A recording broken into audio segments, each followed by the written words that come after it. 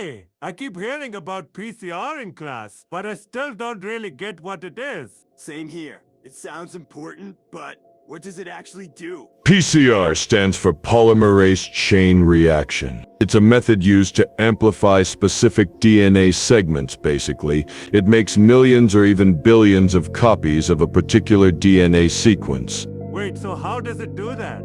Yeah, like, what steps the actual process? It happens in three main steps: denaturation, annealing, and extension. First, the DNA is heated to about 95 degrees Celsius to separate its strands.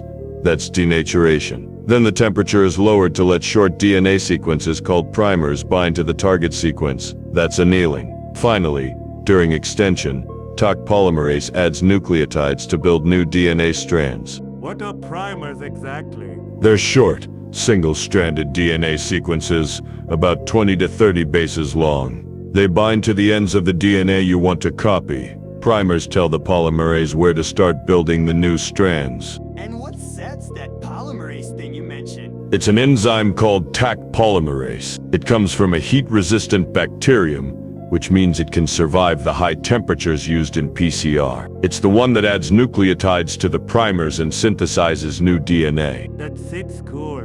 But how does it make so many copies?